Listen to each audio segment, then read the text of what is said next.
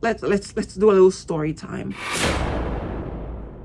Before I get further into the video, as always, I just would like to take a few seconds to ask you to please subscribe to my channel. I'm trying to get to 1,000 subscribers. I was really hoping that I would get to that by the end of March, and that didn't happen, but I have hope that we are going to get to 1,000 any day now. So please subscribe. If you enjoy my videos, please do that. And now let's continue with the video. I'm seeing more and more videos of people talking about the fact that they don't have any friends. And there are even studies that are showing that the younger generations today don't have as many friends as some of us who grew up in a different time. Now, experts believe that the reason why this is happening has a lot to do with social media. The younger generations don't remember a time before the internet. People are connecting through avatars and emojis and through their social media accounts. And the more time they spend online and with video games, they just have lost the art of making friends in real life. Back in my day, we didn't have a choice. We had to make friends in real life. There was no internet. There were a few video games, but they were very silly and they were not games that you could play with other people. So you had to have friends. You had to be outside, and we were outside. And this allowed us to develop the skills that you need to learn how to make friends, something that has been lost. Now, if that wasn't bad enough, imagine what effect the pandemic and the lockdowns had on people's ability to make friends. In fact, those of us who already knew how to make friends had to relearn how to communicate with each other in real life, because during the lockdowns, we became even more isolated and more into ourselves. And now that the world has opened up finally, we have to kind of relearn the skills of how to talk to people face to face. So between the trend of not knowing how to make friends in the era of social media and the compounding effects of the lockdowns, how do you make friends in the year 2023? Well, don't worry. I'm a Gen Xer and I'm here to help. First, you have to start by identifying what are the qualities that you think about when you think about the ideal friend you would like to have. Well, hopefully you would come up with words such as loyal, kind, empathic, a great listener. You can talk to them about anything. And also, they are fun. They're the kind of people that you can go on a road trip with and sing along to the radio and have a really great time, because they have a nice, pleasant attitude that make even the most simple activities feel like an adventure. And they're people who make you feel comfortable. Now, all these qualities may sound like a lot, and they might say, who could I meet that has all those qualities? Well, how about you work on you becoming that person? And I know it sounds like a lot, but it's not as difficult as you might think. Now, let's go over all these qualities one by one, and I'm going to explain to you how you can attain those qualities without really trying to overextend yourself. And hopefully this won't be too much of a stretch for you, because if qualities such as loyalty, empathy, kindness, if they're too difficult for you and you can't really see yourself displaying any of these qualities,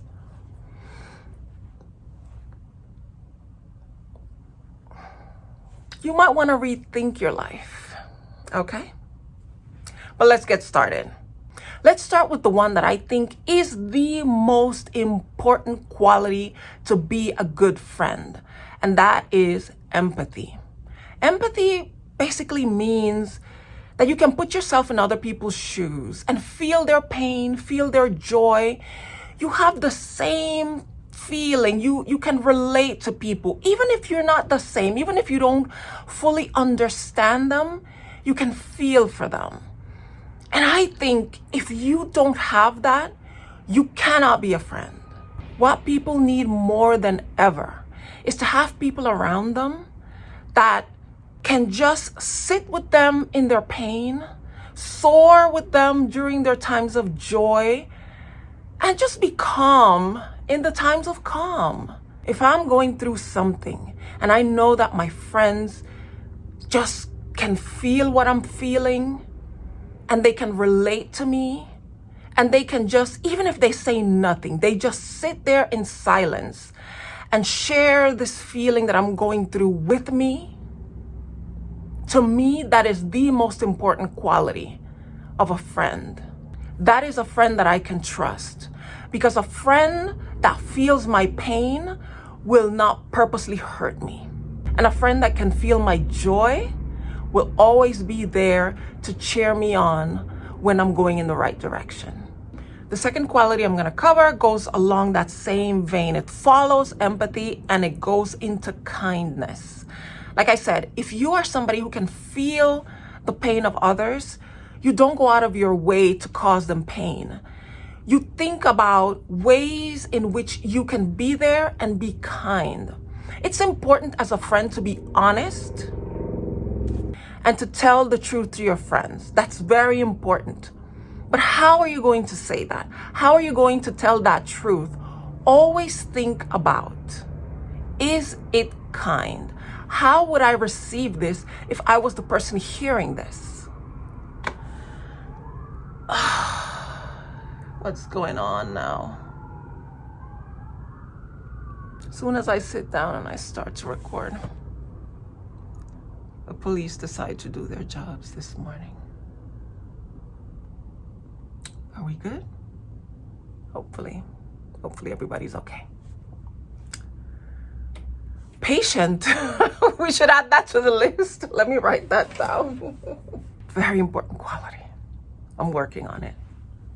When a person is kind, that person has decided that no matter what, they will not inflict harm, emotional, physical, mental, you name it, onto the people they care about or onto anybody. A kind person doesn't want to harm anybody. So how do you become a kinder person? Well, I just gave the example. Stop and think about it.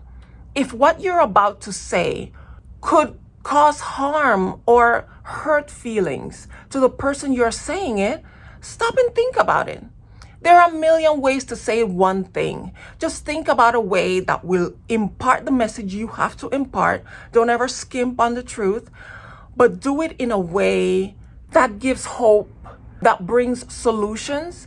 If you're making a suggestion about something, always bring a solution. Don't just say, that doesn't look good on you. Say something along the lines of, you know what would really look great on you? And then give your input. If somebody is behaving in a way that you know is not their best, if they are not living up to their full potential, don't mention the things that they're doing wrong. Mention the things that you know they could be doing right. Instead of pointing out flaws, point to potential. Point to what people have going for them. Their good qualities, the things that you see in them that can be elevated. That's being kind. It's more important in a friendship to be kind when telling the truth than to be brutally honest and probably crush their spirits. And always remember that shame is a terrible tactic to bring about a positive change in a person. It never works. It actually reinforces whatever negative behavior you're trying to get rid of. So don't do it. Parents, don't shame your kids. It doesn't work. Loyal. This is an easy one. This is one that anybody can understand. When you have friends, always remember to stand by them. Even if they're wrong. Even if they're wrong and the whole world is pointing fingers at them, you stand beside them and say, hold on.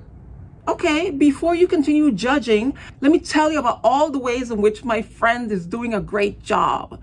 You stand by them. It just goes without saying. Stand by your friends, stay loyal to them. And when you're alone, that's when you can tell them the truth and you can explain to them certain things. But when you're standing in public, stand by your friends. Being a good listener, the kind of person that people feel comfortable talking to, is a skill that takes a little more practice. And this is what I will tell you. I've had to work on myself. I've had to work on my personality to develop some of these qualities. And one of the most valuable qualities that I've had to develop over the years is being a good listener.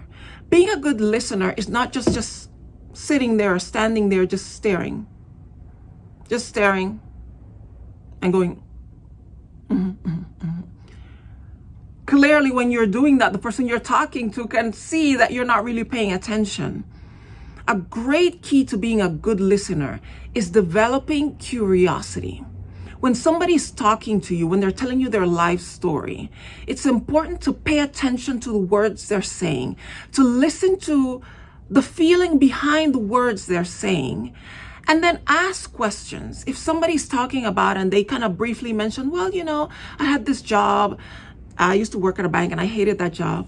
You hated that job? Tell me about that. Why did you hate it? What was it about that you didn't like? And that helps them to open up and express in more clear detail what they're saying.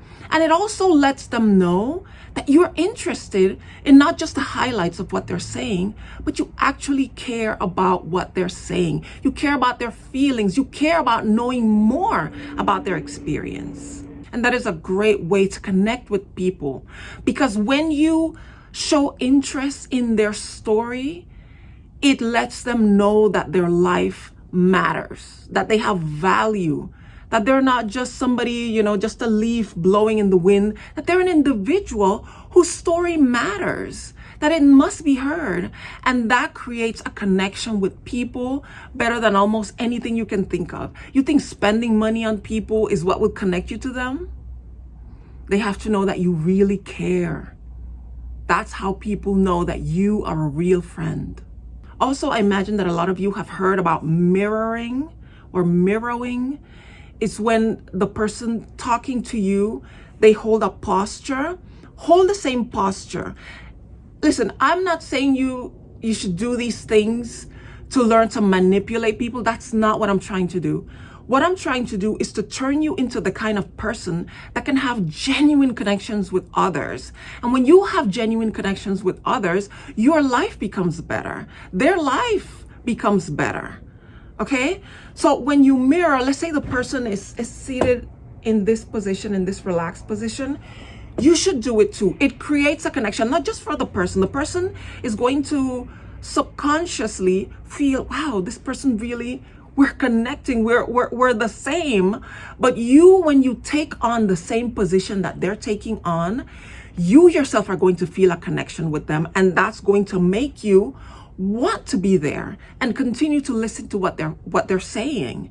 And that way you get past the superficial level relationship if you really are pursuing a friendship. So mirroring people by positioning yourself the same way they are positioned, and also repeating back to them things that they're saying. So if somebody says, I grew up in a small town and I'm struggling living here in this big city, I'm not really adjusting very well, you say back to them, what I'm hearing you say is you have a comfort in smaller towns, and this is new to you, this is really uncomfortable, and you're trying to adjust this new realities. Am I hearing you right? By adding these little gestures and practices, you create a closer connection with people. And that's what you want, right? Now, fun. How do you become a more fun person? Well, you start by appreciating the little things in life. If you are the kind of person that is constantly looking around for things that you can be grateful for, today is a sunny day. Maybe it's a rainy day, but the rain is so beautiful. It's cleaning everything. Today is another day closer to Christmas. I'm outside today. I'm grateful for the fact that I'm alive. When you are the kind of person who appreciates the little things in life, that is going to affect your mood more than anything. Take it from me. Let's do a little story time. I was not a very grateful person. When I was much younger, I used to be very impatient. I was short-tempered. Everything made me angry. Every little thing made me feel like, why is this happening? Why isn't it? I was not the most pleasant person to be around. And I remember the day when I made the decision to change that about me. When I went to school, I went to college in Jamaica. I'm from Panama. My early schooling obviously happened in Panama, but when it was time for me to go to college, I decided to go to a university in Jamaica. I love it. I had a wonderful time. And while I was in Jamaica, I made some really good friends, the Brissett family. I hope they're watching. Hey, girl. And my friend Jelaine, she and I used to live across from each other in the same dorm. And she pretty much adopted me. She knew that I was a foreign student, and when it was holiday time, I really didn't have anywhere to go. So she took me home, and her family pretty much adopted me, and they were my home away from home. And I was very grateful for the experience and for the love and the embrace, but I was also kind of miserable. And I remember this one time, we were at her home for the holiday. It was a national holiday, and we were getting ready to leave, and we were kind of running late, and I was just complaining. And telling her, why are you moving so slow? We need to get ready, and the taxi's gonna be here any minute, and we have to. And she just turned to me. I don't even know if she remembers this, but she turned to me and she said, you know what? Sometimes I don't like being around you. And that hit me right in the center. But I stopped and I thought about it. And I said, you know what? If I stop and think about it, I'm really not pleasant to be around. I'm always complaining. When things don't go my way, I have an attitude. I'm always blaming. I'm pointing fingers. Who would want to be around somebody like that? And I realized if I don't change my attitude, pretty soon I'm not going to have any friends. Nobody's going to want to be around me. And that's the day that I decided I need to adjust my attitude. I need to be more pleasant to be around. Now, you can't just wave a magic wand and become a pleasant person if you're not. If your personality is still stuck on, I'm not happy when things don't go my way, okay, it's going to take a while for you to stop being that way. But are there things that you can do to mitigate your outbursts when you feel that way? And I started thinking about it. And I realized, you know what? I like to read. I love to read. And if I can just have a book with me at all times, whenever I'm feeling like something is not going my way, like for example, in that instance when Jelaine called me out, I was upset because we were supposed to be leaving in a few minutes, and she wasn't ready. She was still packing her things. She was still getting her things in order. And I was upset because I needed us to be ready for when the taxi came so we didn't have to leave him waiting and we could just get in the car and go back to college. And I realized next time something like that happens, I'm going to have a book with me. And once I'm ready, I'm packed and I'm ready to go. If nobody else is ready, I'm just going to sit down and read. And whatever happens, happens. I have no control over this situation. I've done my part. I'm just going to sit and read and get lost in this book. And when the taxi gets here and he has to wait and he's honking the horn, and I'm just going to sit there and read. And you know what?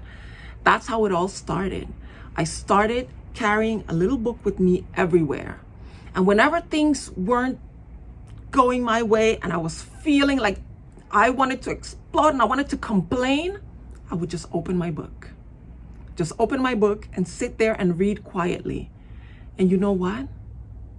It changed me. My personality changed because then I started looking forward to all those opportunities when things weren't going my way to read my book, to find out what's going to happen next. What's the next chapter? What happened to the guy? I got lost in that, and I started appreciating the moments when things didn't go my way. And that has evolved into a life where I feel that I can be at peace anywhere as long as I have either a book or something to listen to. That's why I don't mind being in LA traffic so much, because as long as I leave home very early to make sure that I get there in case there's terrible traffic on the way there, I can listen to a podcast, I can listen to some music, I can listen to an audio book and just be relaxed on my way to my destination. And just because things are not going my way at the pace that I want them to, this has opened an opportunity for me to have a great time in the midst of something that should be annoying.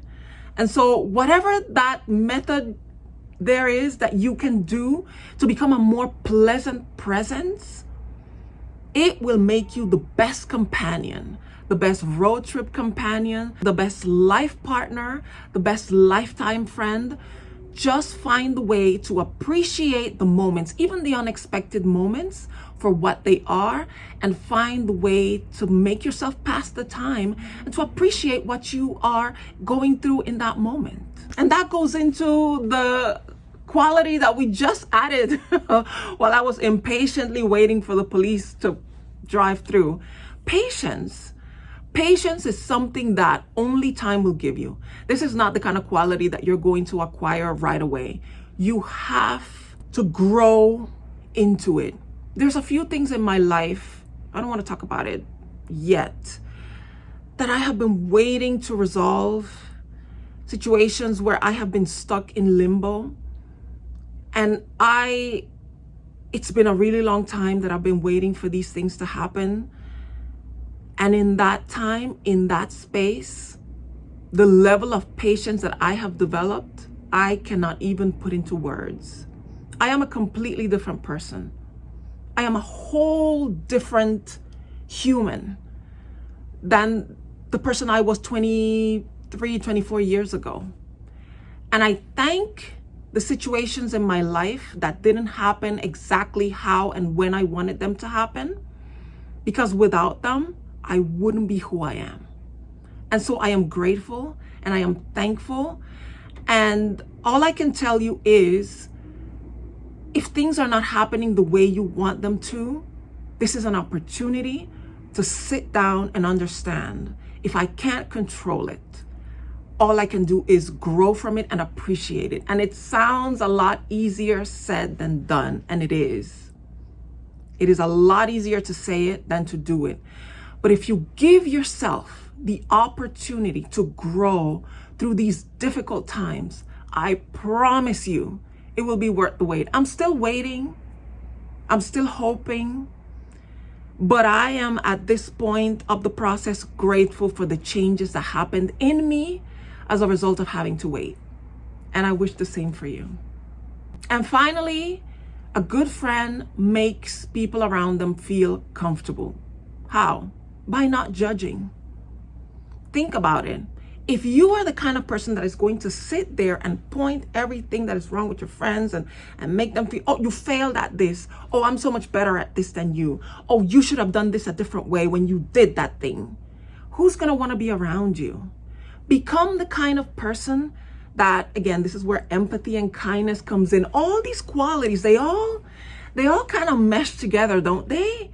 They all relate to each other. If you are the kind of person that can understand that humans are human, that when they fall, it's not a sign that they're a bad person. It's a sign that they made a bad decision, that something bad happened. Be the one friend that when everybody's saying, why did you do that? How could you do this? Put your arm around them and say, okay, so you made a mistake. You will learn from this. But right now, don't sweat it. Don't sweat it. You just learned a new lesson. That's okay. That's okay. You're going to be fine. You're a good person. I know you. And I know that next time you'll make a better choice. So I'll help you clean this up. Be that friend. Be the friend that says, I know what it is to be human because I'm human too. I make mistakes too. So I'm not going to judge you for the mistakes you make. Let's just get through this together and do better next time. If you can harness those qualities, friends will never want to be away from you. They will know when I need comfort, when I need somebody to go to that's not going to judge me, that's not going to cast me aside and throw me to the wolves, but is going to stand there with me. I know I can call such and such. Be such and such, okay? Be that person. Be the kind of friend you wish you had. Work on these qualities. It takes daily practice and being aware of what you're saying and how you're saying it and the kind of person you're becoming. In the process of becoming a good friend to others, you will be becoming the best version of yourself for you. And all you'll be able to do is attract the kind of people that will appreciate you. Now, let's be clear. Don't become a punching bag to people who don't deserve your kindness. There are people who, because of their choices to not be a good person, don't deserve to be your friend. Don't be a friend to them. Be a friend to the people who can appreciate these qualities in you. And you will find them all around you. You just have to pay attention. But in the meantime, instead of looking for the right friend, become the right friend, and the right people will show up. Thank you for watching this video. I hope you enjoyed it. If you did, please leave a like. As I said earlier, please help me get to 1,000 subscribers. I would really like you to help me get there. Leave a comment if you agree with me. Tell me what other qualities you think make up a good friend. Anything that I may have missed. Share this video with people who you know that are having a hard time making friends. A lot of young people today. I feel so bad for them. I don't know what I would have done back in the day if I didn't have actual friends that I could talk to on the phone for hours and spend time with. I feel really bad for this generation. So help them. Share this video. Maybe this is something that can help them get to that place where they can make real, genuine friendships. I have to thank two people. The first one is the person who suggested this video. They saw my Pretty Privileged video where I was talking about developing qualities instead of focusing on your looks. And they asked me, could you make a video talking about how to develop those qualities? So you inspired this video. Thank you so much for your suggestion. And I also want to thank this other person who told me that my background was kind of busy. I am so sorry, guys. We moved office and things have been moving and shifting and changing. And so I'm trying to make my background as calm as possible so that you guys can focus on what I'm saying and not be too distracted. I'm going to continue working on this, but I hope you like this. I hope this is better than the videos that I've been doing lately. So thank you so much for watching this video, and I hope to see you in the next one. Bye!